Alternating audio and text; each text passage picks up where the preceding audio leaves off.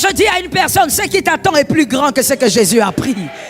Hein? Jésus ne peut pas prendre une chose entre mes mains pour me donner moindre. Tu prends une chose entre mes mains, ce qu'il va me donner sera plus grand que ce qu'il a pris. Je dis à que quelqu'un dit, c'est le deal de fils de Dieu. Oh, parle bien, c'est le deal de fils de Dieu. Je veux que quelqu'un le dise pour sa famille, c'est le deal de fils de Dieu. Oui, c'est comme ça que même quand il a dealé avec le diable, il a dit va toucher Job. Job ne le savait pas. Mais comme c'est Dieu qui avait envoyé, il a donné le double. Je prophétise, Dieu donnera le double. Je déclare, Dieu donnera le double. Dieu donnera le double de ce qu'il a arraché. Quand quelque chose te quitte, pose-toi seulement la question, est-ce que je suis victime des démons ou je suis victime de ma bêtise ou c'est Dieu qui a pris? Si c'est Dieu qui a pris, ah, le deal est bon, le deal est convenable, le double va me revenir. Tu banalises, non, je parle ou je laisse. Rimakaya Rebosaka. Tu banalises nos héros et tu vas célébrer Obama, tu vas célébrer les autres. Tes héros, tu les banalises. Ton héros, c'est ceux-là qui sont morts pour la nation. Tu ne peux pas banaliser tes héros pour ovationner les autres. Je dis, sois délivré au nom de Jésus. Donne-moi un amen et sors de la prison. Donne-moi un amen et sors de la prison. C'est une prison intellectuelle. C'est une prison culturelle. Tu es en train de célébrer Macron.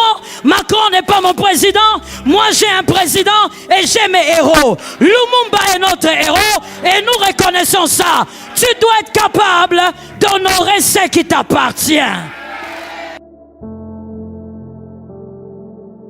Elle est là, elle est présente, elle est réelle, elle ne change pas. Elle est constante. La fidélité de Dieu qui bouleverse les vies. Je ne sais pas pour toi, mais la fidélité de Dieu a bouleversé ma vie. La fidélité de Dieu a changé mon langage. La fidélité de Dieu a imposé des choses là où il n'y avait pas de chemin. Voilà pourquoi même quand il n'y a pas de voie, on sait que la fidélité de Dieu peut faire quelque chose. La fidélité de Dieu apporte des choses glorieuses là où on n'attend plus rien. Je disais, la fidélité de Dieu apporte des choses là où personne n'attend plus rien. Alors aujourd'hui, je viens parler à un fils qui croit en la fidélité de Dieu. Je viens parler à un fils des dieux qui croit que la fidélité de Dieu est réelle. Et je dis que tu es le fils de la promesse. Oui, c'est la thématique d'aujourd'hui. Je dis, tu es le fils de la promesse. Et il faut savoir ce que c'est qu'être un fils de la promesse. Lorsque la promesse sort, tu as l'obligation de l'accomplir. Tu as l'obligation de réaliser ce que tu dis. Et donc, que dit maintenant la parole de Dieu sur la promesse? Hébreux 10, 23. Hébreux 10, 23. Je lis selon la version Louis II. Retenons fermement l'espérance que nous proclamons. Je dis amen. Car celui qui a fait la promesse est fidèle. La Bible dit, retenons fermement l'espérance que nous proclamons. Je bénisse encore une fois le Seigneur parce que ce verset parle d'une espérance que l'on proclame. Ce n'est pas une espérance qui est cachée dans notre cœur. Oui, comme la plupart des gens ont l'habitude de dire, j'aime cet homme, j'aime cette femme, j'aime mon église, j'aime mon pasteur, mais voilà, je ne suis pas très expressive. Je ne suis pas très expressif. Il ne s'agit pas d'avoir une espérance qu'on cache dans le cœur, c'est une espérance que nous proclamons. Oh, je bénis celui qui a compris. C'est une espérance que nous déclarons à haute voix. Nous n'avons pas honte de dire que nous croyons. Nous n'avons pas honte de dire que nous savons que nous sommes sauvés. Oh, Ribabosaka. Nous n'avons pas honte de dire que Jésus-Christ est notre Seigneur. Lorsqu'on parle de cette espérance, on ne précise pas de quelle espérance il s'agit. Mais moi, je viens résumer cela en disant c'est l'espérance du salut. Nous croyons que nous sommes sauvés, nous n'avons pas besoin de voir. Quelqu'un va me dire, comment tu sais que tu entreras au ciel? Ça, ce n'est même pas une question. Je suis certaine que j'entrerai au ciel. Je proclame mon espérance parce que je sais qu'il a promis. Il dit dans sa parole que votre cœur ne se trouble point. Croyez en Dieu et croyez en moi. Il y a plusieurs demeures dans la maison de mon Père. Si cela n'y était pas, je vous l'aurais dit. Oh, Jésus est fidèle. Il est en train de dire, je n'ai pas intérêt de mentir. Si ce n'était pas comme ça, je te l'aurais dit. Il dit, je vais vous préparer une place. M'en serai allé, que je reviendrai. Je vous aurai préparé une place. Je reviendrai vous prendre. Afin que là où je suis, vous y soyez aussi. Et donc, nous proclamons l'espérance du salut. Nous croyons que nous sommes sauvés. Nous ne le cachons pas dans nos cœurs, nous le proclamons. Voilà pourquoi nous évangélisons. Voilà pourquoi nous n'avons pas honte d'aller porte à porte et de dire Jésus est sauveur. Voilà pourquoi nous n'avons pas honte de dire Jésus règne. Voilà pourquoi nous n'avons pas honte de dire Jésus est vrai, Jésus est réel, il est ressuscité. Oui, pour la plupart d'entre nous, nous ne sommes jamais allés en Israël, mais nous disons la tombe est vide. Nous le proclamons parce que nous le savons. Oui, l'espérance émane de quoi? L'espérance émane d'une promesse. Tel qu'il a dit qu'il est parti, nous croyons qu'il est parti. Nous croyons aussi qu'il va revenir et nous le disons. Que quelqu'un regarde un voisin et lui dise, je crois en mon salut. Il y a un autre voisin, je crois en mon salut.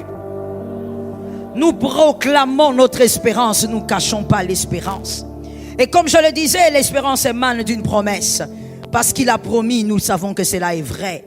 Et la Bible complète en disant, celui qui a fait la promesse est fidèle.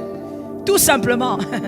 Pourquoi nous proclamons? Pourquoi on n'a pas honte de crier sur le toit? C'est que Jésus a fait pour nous. Ou c'est qu'il va faire pour nous. Parce que nous savons qu'il n'est pas un homme. Voilà pourquoi on n'a pas honte de dire ce qu'il a promis. Quand ton mari promet, il faut te taire un peu. Quand ta femme te promet, il faut un peu fermer la bouche. Toi qui parles trop, tu seras scandalisé un jour. Tu seras dans la honte un jour. Mon mari m'a promis, ma femme m'a promis, mes enfants m'ont promis. Toutes ces personnes sont faillibles. Mais Jésus, nous proclamons ce qu'il promet. Parce que celui qui a parlé est. Je n'ai pas entendu. Celui qui a parlé est. Il est fidèle. On n'a pas honte de dire Jésus m'a dit. Parce que nous savons que même s'il m'a dit aujourd'hui, ça s'accomplira même après 10 ans. Même s'il m'a dit aujourd'hui, ça s'accomplira même après 15 ans. Même si je ne vois pas la promesse, mes enfants verront l'accomplissement. Celui qui a fait la promesse est... J'aimerais que quelqu'un scandalise le diable en disant il est fidèle. Jésus est fidèle. Voilà pourquoi nous ne cachons pas ce qu'il a promis, nous le disons. Nous proclamons. Nous allons partout et nous disons Jésus est vivant. Il ressuscite les morts.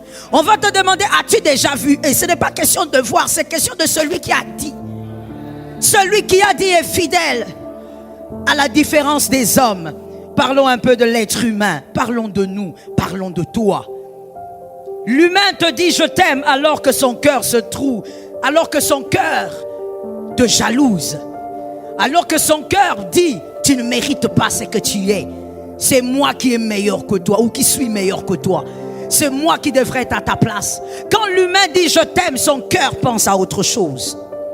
Quand l'humain dit tu n'as rien fait pour lui, il oublie qu'autrefois tu lui avais donné du pain. Dis amen pour toi-même. Parce que je parle de toi. L'humain va chaque jour crier sur le toit, qu'est-ce qu'il a fait pour moi? Alors qu'il a oublié qu'un jour on lui avait donné un pantalon. L'humain va dire qu'est-ce qu'ils ont fait pour moi? Alors qu'il oublie que s'il peut se tenir debout, c'est parce qu'il y a quelqu'un qui lui a appris à se tenir debout. Il y a quelqu'un qui lui a appris à parler. Il dira qu'est-ce qu'il a fait pour moi? L'humain est celui-là qui est tellement infidèle qu'il justifie son infidélité. Il dit oui, si je ne suis pas resté avec lui, c'est parce que. Non, si aujourd'hui je parle ainsi, c'est parce que lui aussi a trop fait de mal. L'humain est celui qui justifie toujours son infidélité, jusqu'à normaliser sa déloyauté. L'être humain, que quelqu'un me dise l'humain. L'humain demeure tellement inconstant qu'il reste constant que quand il y a ses intérêts en jeu. C'est ça l'humain. Oh, je veux que quelqu'un regarde en lui-même d'abord. Pense à toi-même quand je te parle. Ensuite, tu penseras aux voisins. L'humain est celui qui est constant quand ses intérêts sont là. Quand ses intérêts sont visibles, il est constant. Le jour où il n'y a plus d'intérêt, il devient inconstant et il justifie sa déloyauté. L'humain. L'humain est tellement infidèle qu'il appelle la déloyauté justice. Tu vas lui dire, mais comment toi tu peux aujourd'hui critiquer celui qui t'a nourri? La main qui t'a nourri, c'est la main que tu vas couper. C'est ça l'humain. Comment tu peux aujourd'hui cracher sur la main qui t'a fait du bien? L'humain te dira, il m'a fait du bien, mais... Je veux parler à quelqu'un ici qui doit sortir de la déloyauté. Mon frère, même quand quelqu'un t'a donné un verre d'eau, respecte sa vie toute ta vie. Je réponds pour celui qui dormait quelque part derrière. Même lorsqu'une personne t'a donné un seul verre d'eau, respecte cet homme pour toute ta vie. Jésus, le meilleur modèle, a dit, celui qui donnera à l'un de mes plus petits un verre d'eau aura la récompense des prophètes. Il dit à mes plus petits, et puis il dit l'eau, le verre d'eau. Mais je veux récompenser cette personne. Pourquoi? Parce que même celui qui te fait la plus petite chose t'a fait un grand bien.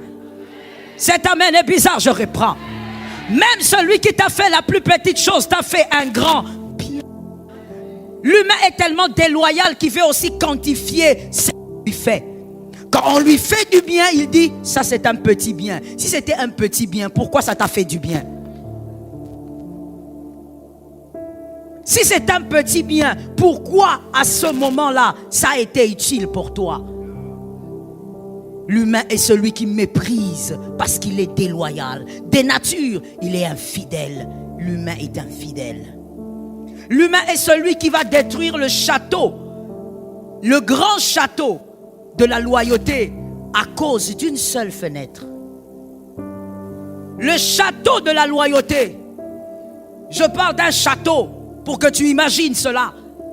Mais il va tout briser parce qu'une seule fenêtre dans ce grand château a un problème. L'humain est celui qui oublie les bienfaits à cause d'un mal. D'un seul mal. Il oublie. L'humain oublie que autant d'années, il y a des gens, il y a cette personne qui t'a fait du bien à cause d'un seul mal. J'ai dit à une personne ce matin, que tu sois un humain renouvelé dans ton intelligence. Que tu sois restauré dans ton intelligence. Et que tu comprennes qu'est-ce que c'est la loyauté selon Dieu. Oh, j'ai dit à une personne, je reprends encore, si une personne t'a fait du bien une seule fois, respecte-lui toute ta vie. Et le mal qu'il fera après, ne compte pas ça. Tu n'as pas dit amen. Parce que tu as beaucoup de problèmes de blessures. Tu as beaucoup de problèmes de cœur. Tu as du mal à comprendre ça.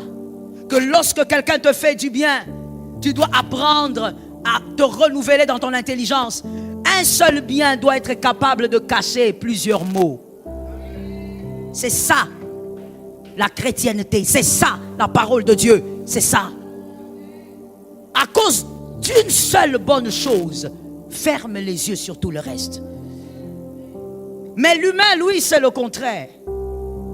L'humain, tu peux lui faire du bien pendant 29 jours. Le 30e, le jour où tu lui fais du mal, il oublie tout le reste. La déloyauté ne voit pas la difficulté des autres, mais uniquement son intérêt. Monsieur Enoch, venez, je vais présenter quelque chose, s'il vous plaît. Regardez. On va aller d'illustration en illustration afin que vous puissiez comprendre. Je disais, la déloyauté, donc l'humain, ne voit pas les difficultés des autres. Il voit uniquement son intérêt. Lorsque je tends la main à M. Enoch pour lui donner ceci, j'ai fait un effort. J'ai tendu la main. C'est un effort. Signifiant pour toi ou pas, mais c'est de l'effort. Mais quand tu es un humain à la manière du monde, pas transformé par le Saint-Esprit, tu ne verras pas les difficultés que les autres fournissent pour te faire du bien. Toi, tu ne verras que ton intérêt. Et tu prendras en disant, tout ce qu'elle m'a donné, c'était... Je vais t'écouter. Non, je vais t'écouter. Il y a quelqu'un qui a très bien répondu là-bas. Tout ce qu'elle m'a donné, c'est quoi? Le mouchoir. Mais tu ne verras pas l'effort que l'autre a fourni pour te donner ça. Si tu te retrouves dans ce que je dis, c'est que c'est ton culte. Je reprends. Si tu te retrouves dans ce que je dis, c'est que c'est ton culte. Alors guéris au nom de Jésus. Tu ne vois pas l'effort que l'autre fournit. Tout ce que toi tu vas dire, il m'a donné que le mouchoir. Après tout ce que moi j'attendais, c'est juste un mouchoir qu'on me donne. Après tous les services que j'ai rendus à l'église, c'est un mouchoir qu'on me donne.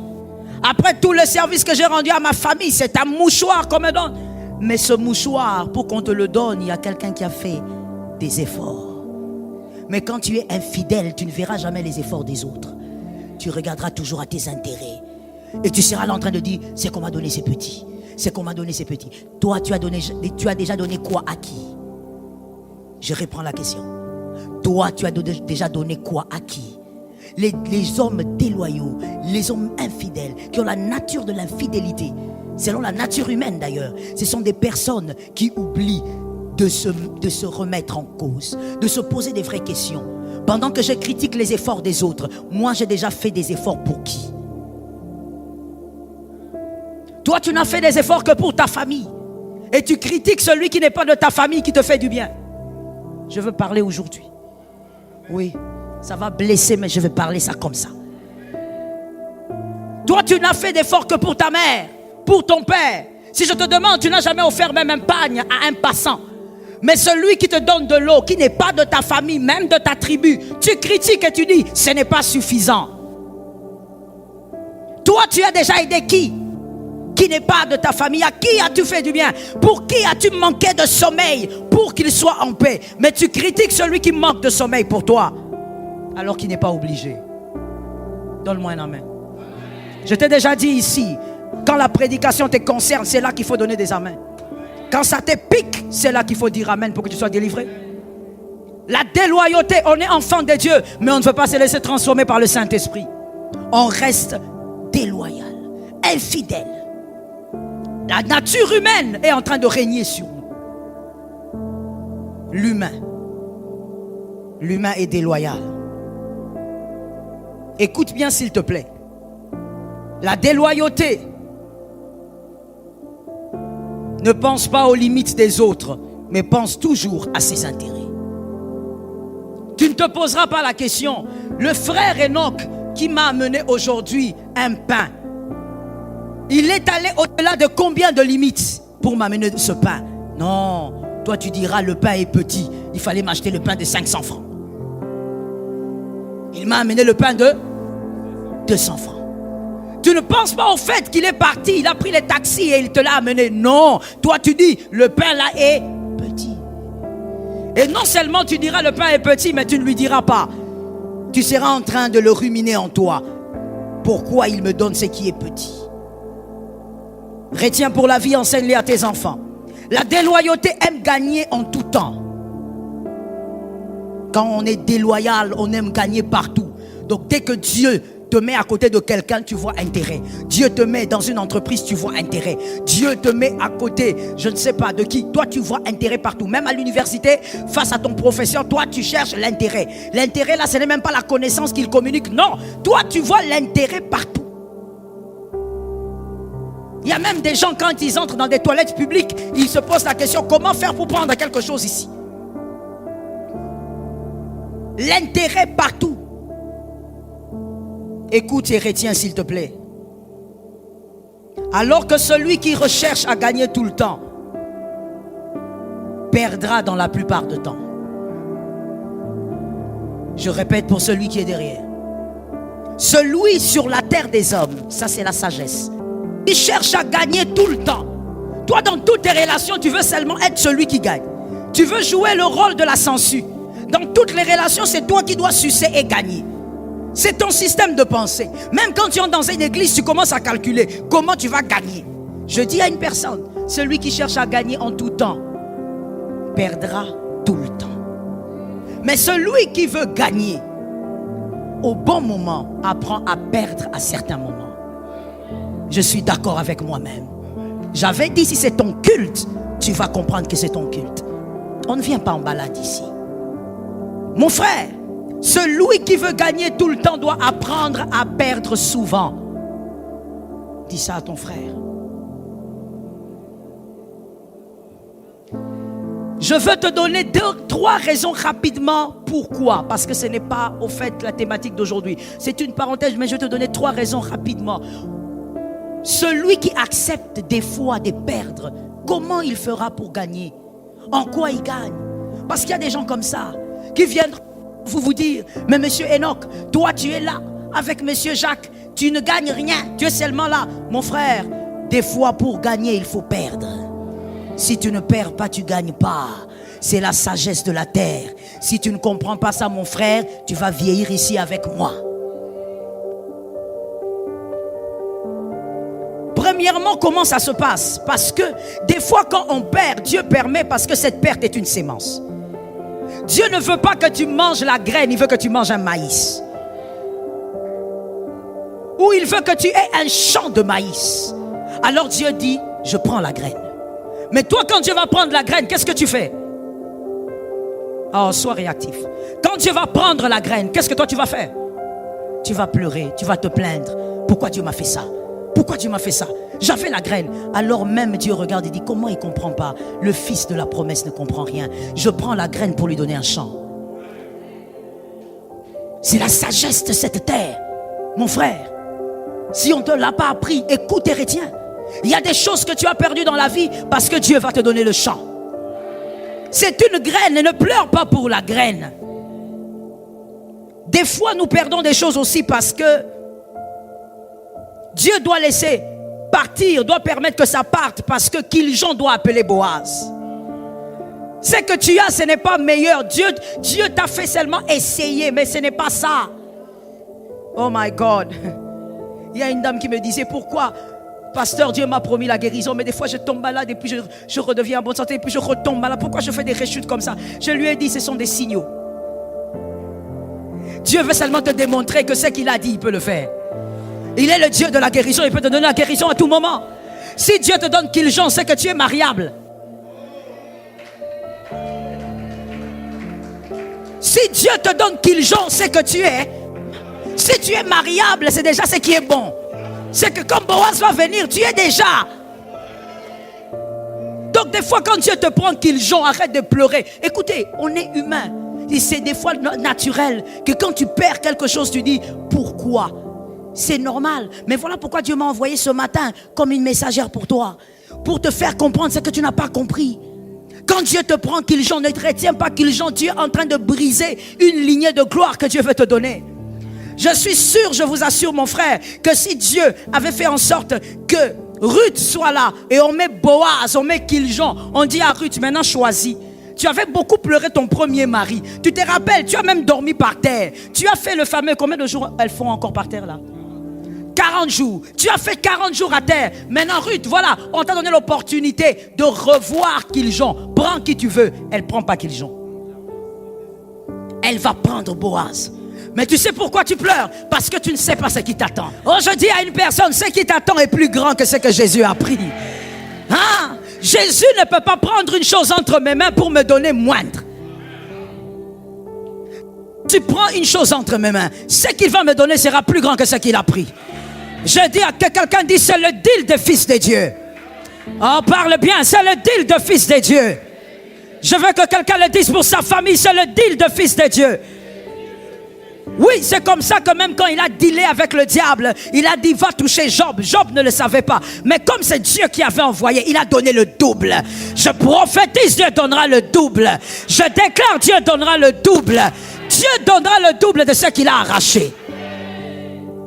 Voilà pourquoi quand quelque chose part, il faut seulement vérifier qui a pris.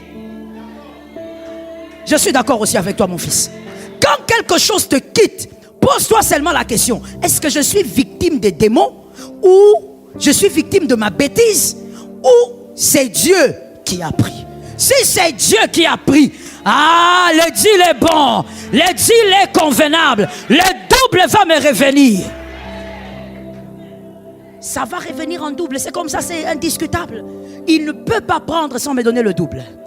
La troisième raison pour laquelle des fois il faut laisser partir, quand ça part, tu comptes sur Dieu. Afin que cette perte soit une école pour toi de maturation. Que ça soit une école de maturation. Des fois, vous savez, nous demandons à Dieu des choses, mais en réalité, nous ne sommes pas prêts. Alors Dieu veut te faire grandir. Alors il permet que la perte te fasse grandir.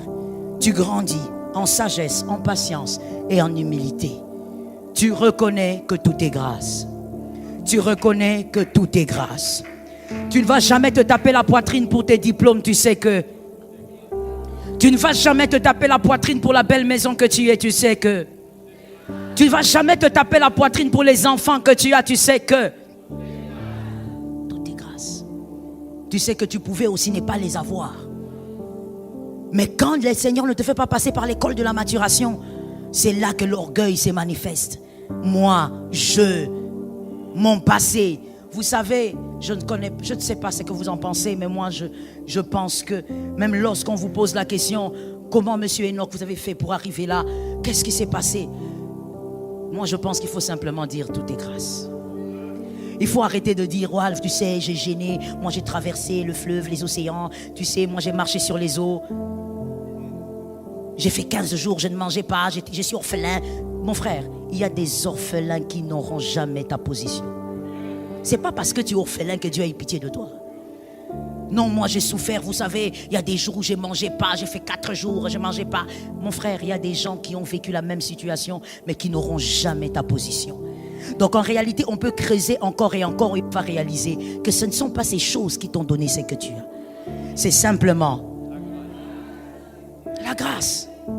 Des fois quand on le dit, les gens disent, ah mais non, ça c'est une forme d'orgueil, ou encore on cache des secrets. Il n'y a pas de secret à cacher. Parce que nous ne voulons même pas être fouettés par Jésus. Parce que des fois même quand tu es là, tu montes sur tes gros chevaux et tu commences à dire, vous savez, j'ai des stratégies, j'ai des techniques, je prie, je jeûne. Des fois même Jésus vous regarde, il dit, qu'est-ce qu'il raconte? Il y a des gens qui ont jeûné plus que toi, mais qui n'auront jamais ce que toi tu auras. Est-ce que quelqu'un entend que je parle au futur? Il y a des gens qui ont prié plus que toi, n'auront jamais ce que toi tu auras. Ce ne sont pas tes prières. Tout est la grâce. Alors je dis à quelqu'un, je ferme cette parenthèse pour dire, des fois il faut laisser partir de ces 3 raisons. Je rentre et je dis, la Bible dit dans Ésaïe 41, 8 à 10. Ésaïe 41, 8 à 10. Ésaïe 41, 8 à 10. Voici ce que la parole dit.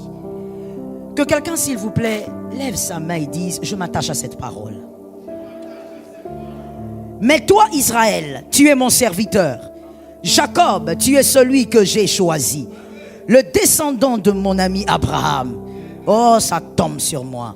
J'étais pris aux extrémités de la terre. J'étais appelé d'une région lointaine. Et t'ai dit, tu es mon serviteur. Combien de fois serviteur? 2 fois. Vous avez la Bible. J'étais choisi et ne te rejette pas. N'aie pas peur que quelqu'un dise, je n'aurai pas peur. Car je suis moi-même avec toi. Ne promène pas des regards inquiets, car je suis ton Dieu. Je te fortifie, je viens à ton secours. Je te soutiens par ma main droite, la main de la justice. Alléluia.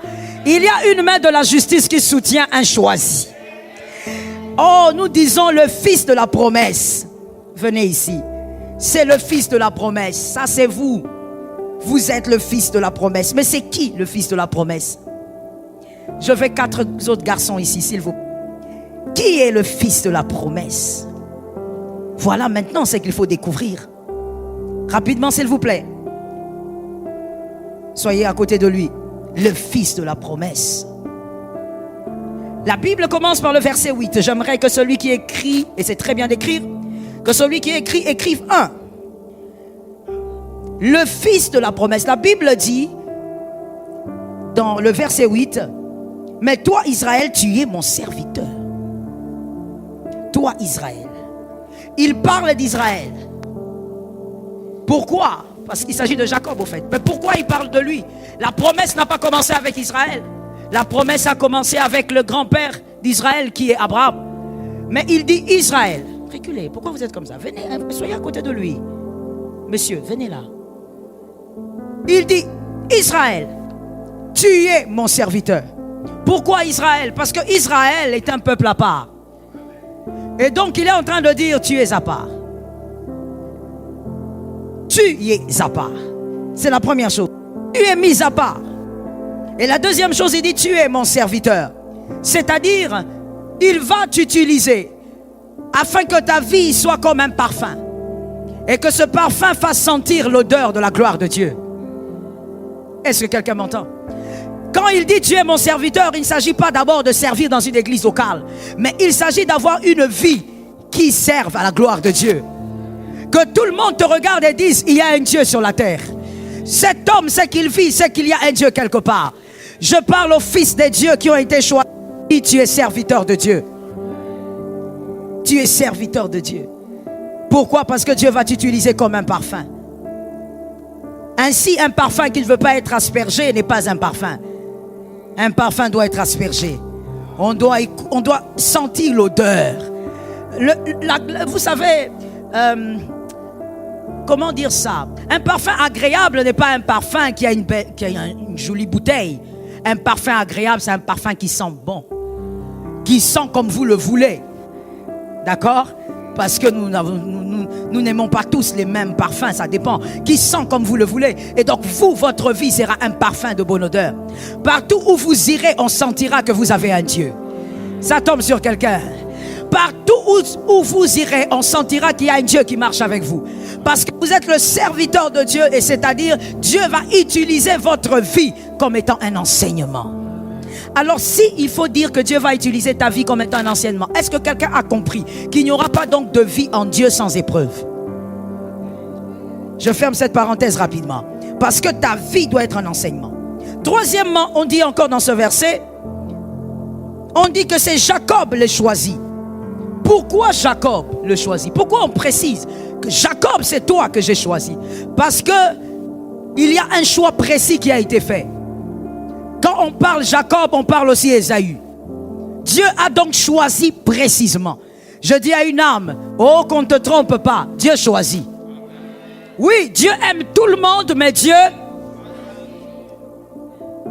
il dit Jacob, c'est-à-dire, je sais qu'il y a Ésaü, mais je préfère. Oh my God. Je sais qu'Ésaü parle bien, mais je préfère. Je sais qu'Ésaü est un grand chasseur, mais moi je préfère.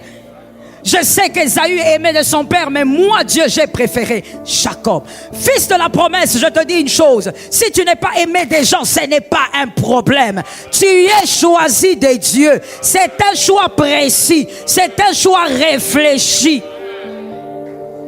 Vous verrez des gens en train de pleurnicher sur des phrases bizarres, que quelqu'un me dise bizarres.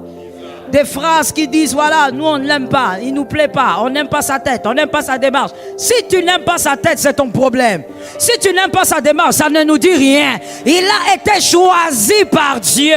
Et cela, c'est l'essentiel. C'est un choix précis. C'est-à-dire, il y avait beaucoup de gens, Jésus a choisi. Jésus a choisi. Écoute, fils de la promesse, quand Dieu te fait des promesses, la première chose sur laquelle tu dois jubiler, ce n'est pas la promesse.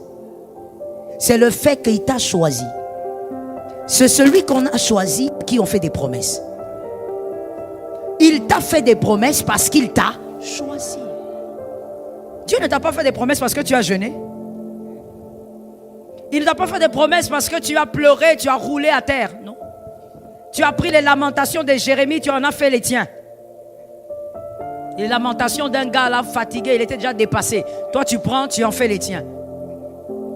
On n'est pas à l'époque des lamentations. Il y a des gens qui pensent que quand il faut prier et qui pleurent beaucoup, c'est que Dieu est secoué. Dieu n'est pas secoué. Sodome et Gomorrhe, quand il brûlait, il y avait des gens qui criaient. Il y avait des gens qui pleuraient. Il y avait des bébés qui brûlaient. Dieu n'était pas secoué. Dieu n'est pas secoué par tes larmes. Il est secoué par son élection. Quand il t'a choisi, il t'a déjà choisi. Tu es Jacob. Il y avait Ésaü, mais il a préféré te choisir. Alors je dis à quelqu'un, rien ne pourra t'engloutir. Alors ne laisse pas ta foi être engloutie. Parce que tu es un choisi. Regarde bien et retiens pour la vie s'il te plaît. Dieu avec le choisi, avec Jacob, comme avec David, avec Moïse, et on peut y aller autant. Lorsque le choisi désobéit, Dieu le punit. Agenouillez-vous. Dieu le punit. Et de la manière dont il veut, il est souverain. Mais dans la désobéissance, Dieu punit les choisis. Mais Dieu ne le lâche pas.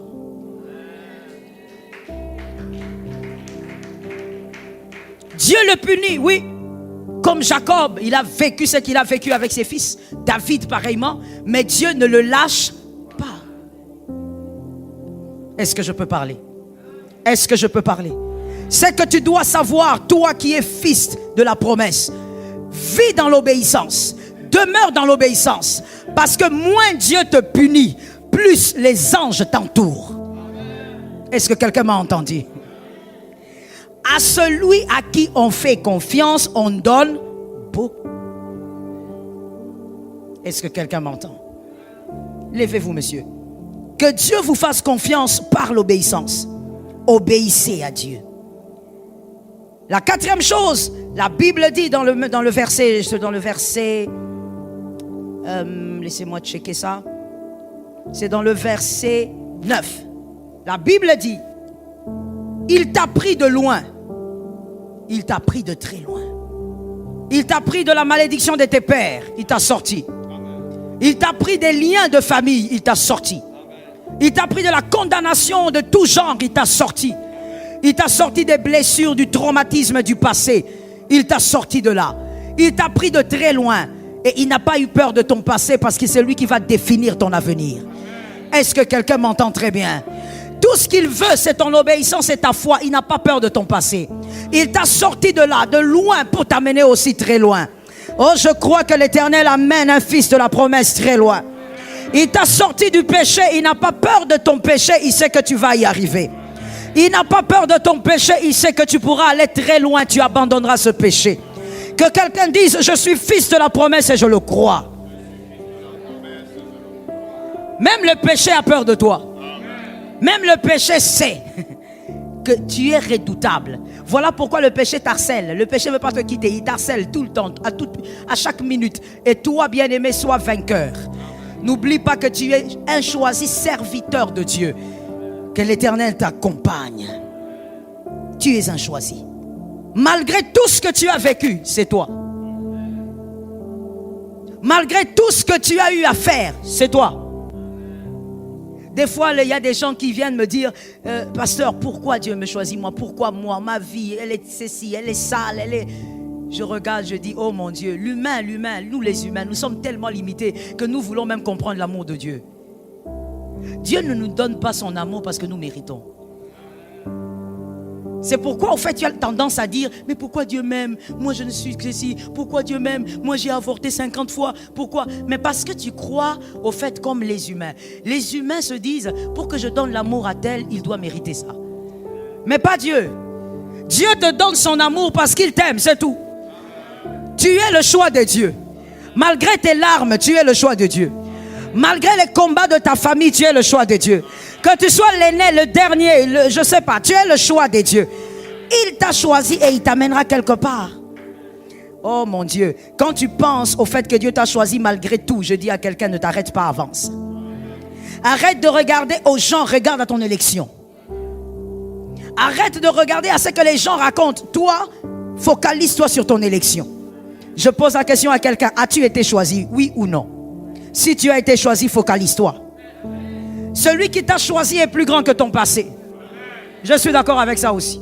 Celui qui t'a choisi est plus puissant que ton passé.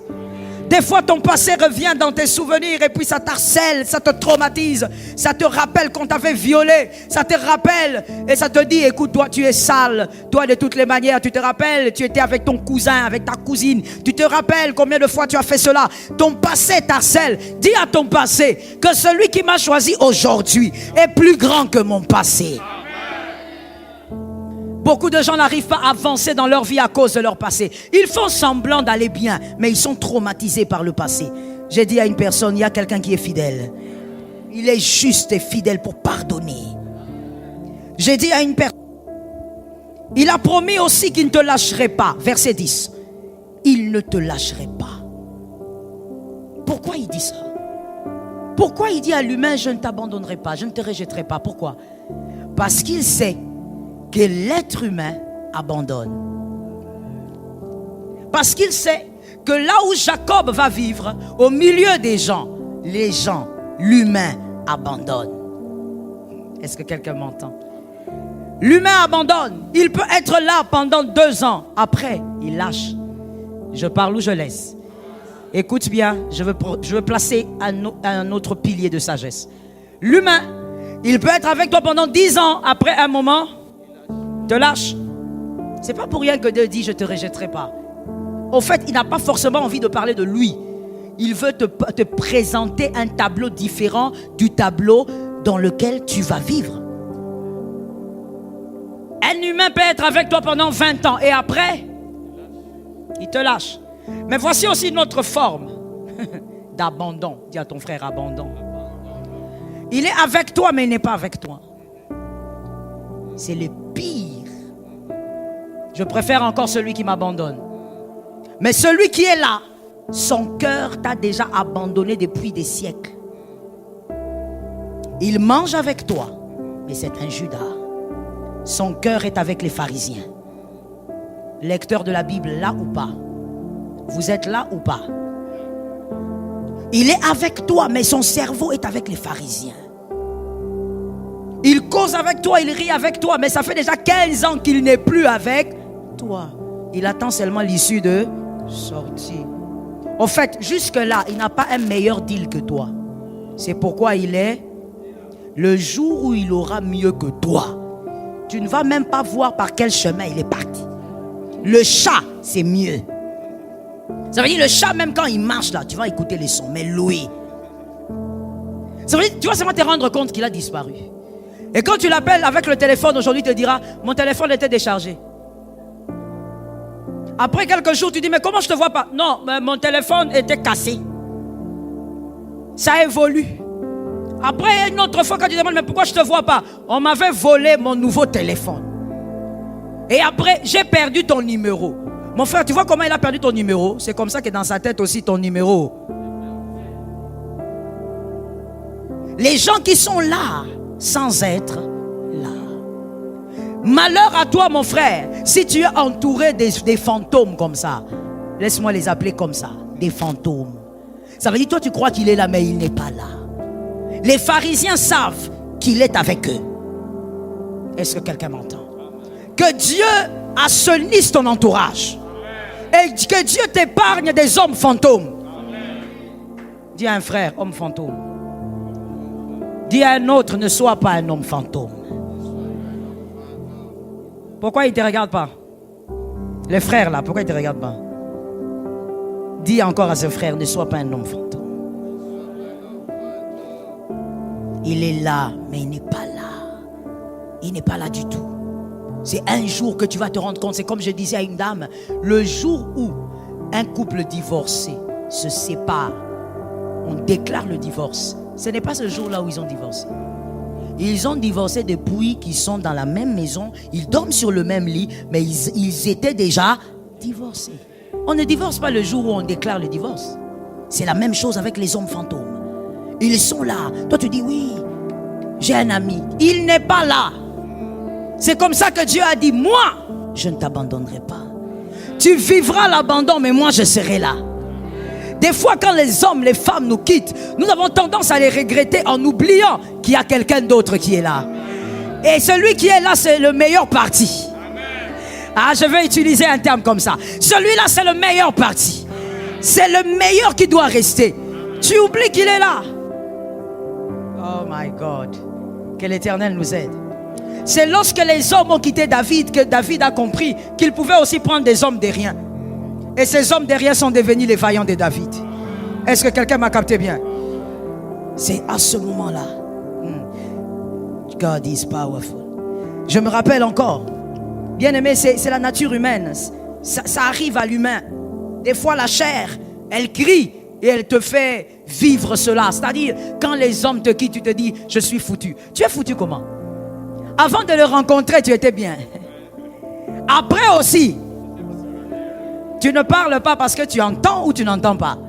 Parce qu'il faut savoir finalement. Je disais, avant lui, tu étais. Et après lui. Je me rappelle lorsqu'un fils m'avait trahi.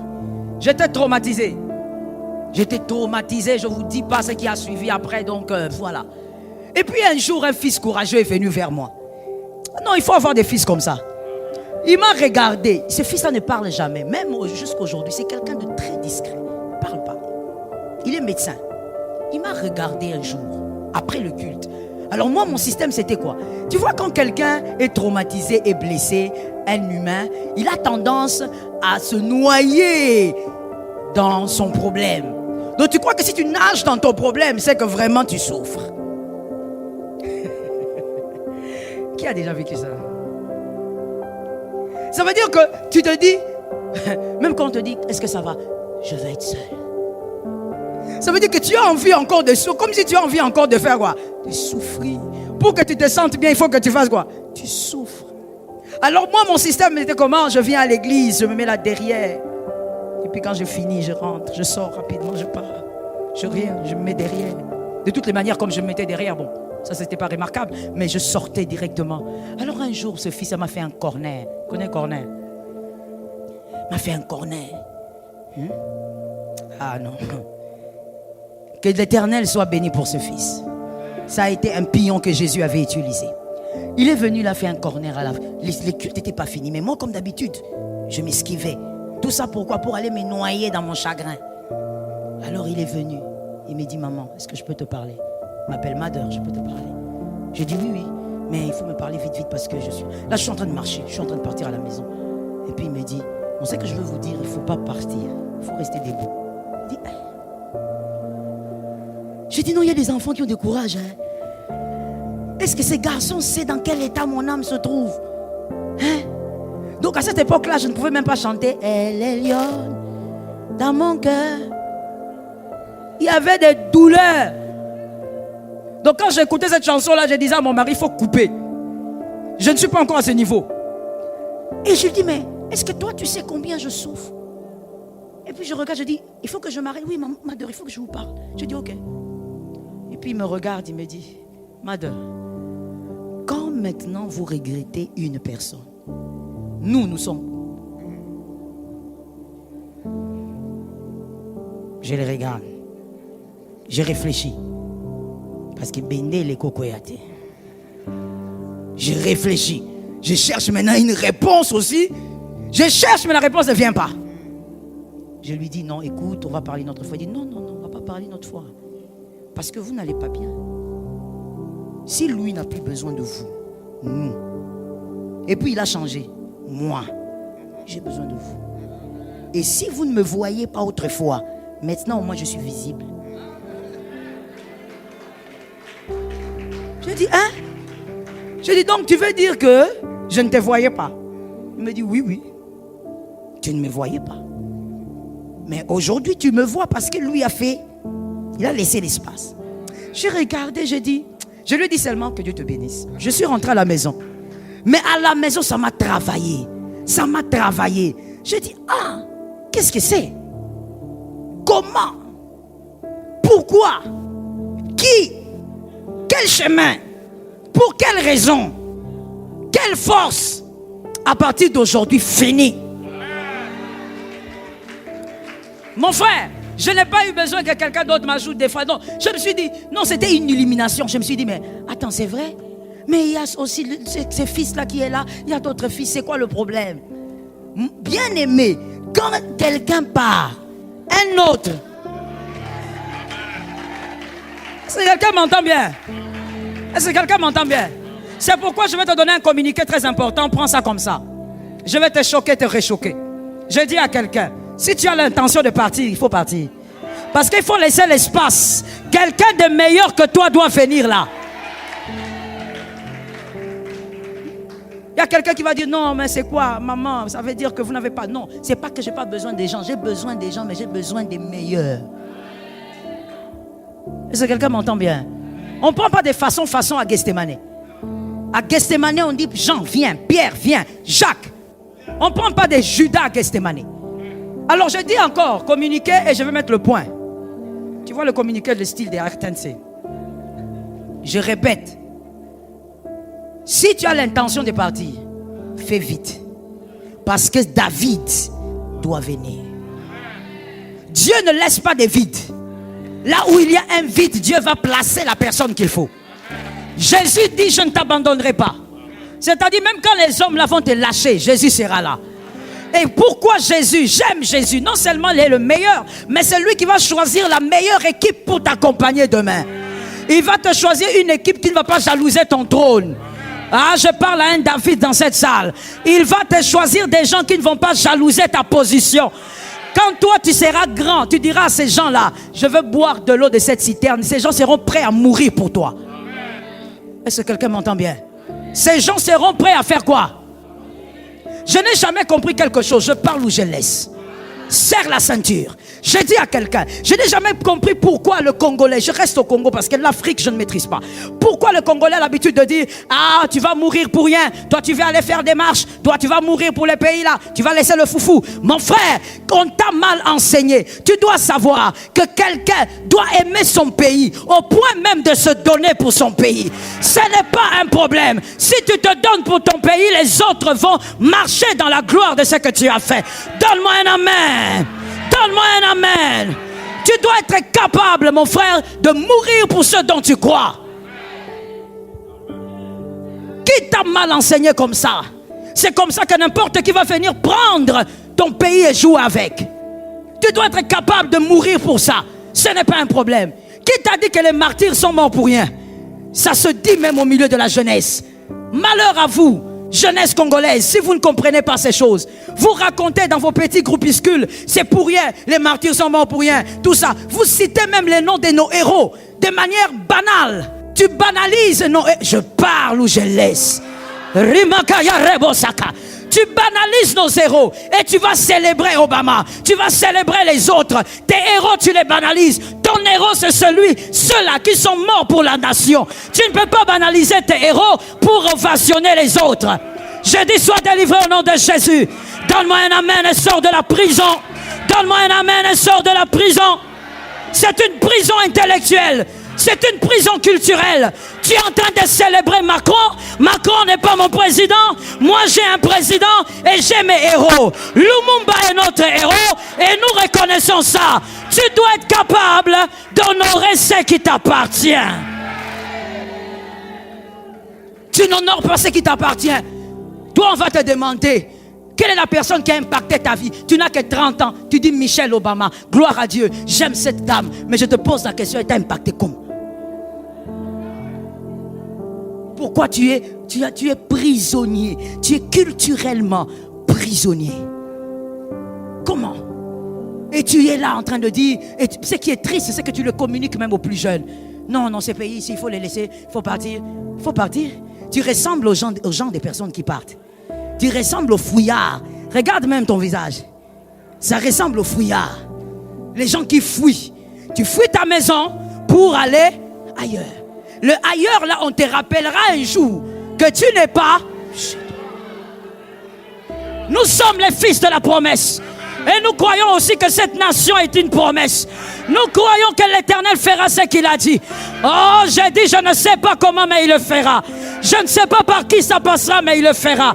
Je sais qu'il y a un temps pour pleurer et un temps pour célébrer. Il y a un temps pour le sang et il y a un temps pour célébrer.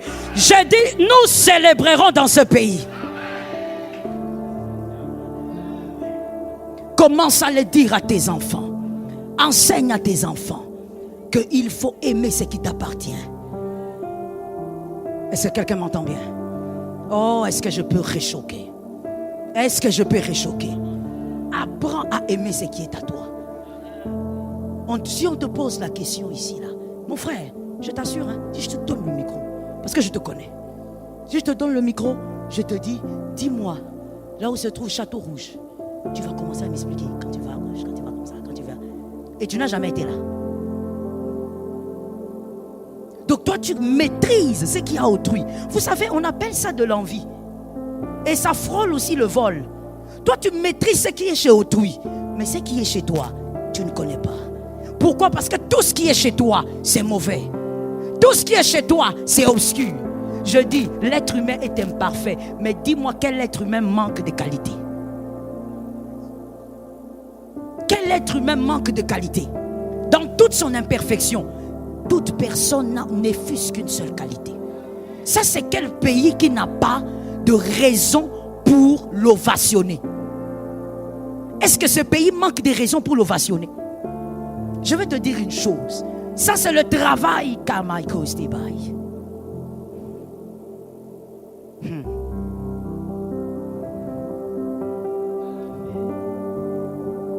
Que Jésus nous aide. Ce travail-là qui a été fait depuis des années. Ce travail doit être désamorcé par cette génération. Si vous ne désamorcez pas ça, les enfants de vos enfants vont souffrir. Pas parce que la terre est mauvaise, pas parce qu'il n'y aura pas de bonnes personnes ou de bons dirigeants, mais parce que vous avez inculqué des mauvaises choses. Une mère, je ne sais pas pour les pères, moi je suis mère donc je parle d'une mère. Une mère, même lorsque son enfant est infirme, c'est son enfant. Tu ne touches pas. Qui que tu sois, tu ne toucheras pas. Si tu veux la voir se transformer en lionne, touche son enfant. Elle peut être voyante, mais l'enfant est malvoyant. Mais tu ne touches pas son enfant. C'est quelle philosophie, c'est quel système de pensée où tu dois écraser, détruire ton pays et en train de dire là-bas, tout ce qui est bien, c'est là-bas. Que Jésus nous délivre. Nous sommes les fils de la promesse et nous vivons la gloire de Dieu. Nous vivrons la gloire de Dieu dans ce pays, moi-même je dis Amen. Nous vivrons la gloire de Dieu dans cette nation, moi-même je dis Amen. Nos enfants vivront la gloire de Dieu dans cette nation et je dis Amen. La puissance de Dieu va se manifester, c'est la terre de la promesse. Je finis en disant, Dieu a dit, il ne peut pas te lâcher. Il restera avec toi. J'aime là où il dit, c'est très beau à lire, il dit, car je suis moi-même avec toi. C'est Jésus. Il ne dit pas, il dit moi-même, c'est-à-dire pas d'ange là-bas, pas l'ange Michel, pas, non, c'est moi. Je serai avec toi, je veillerai sur toi. Pourquoi? Parce que l'ange ne t'a pas aimé. À des moments, il ne pourra pas supporter tes péchés. Il va dire trop, c'est trop. Regarde ces gens d'être ici. On les a sauvés, mais regarde, on l'a sauvé, on vient de le pardonner. Non. On vient de le pardonner, mais il est allé encore toucher. On vient de le pardonner, voilà, il a encore volé. L'ange ne supportera pas ce que tu feras. Mais il dit moi-même. Moi-même, je reste là. S'il y a quelqu'un qui va venir te combattre, il me trouvera moi-même.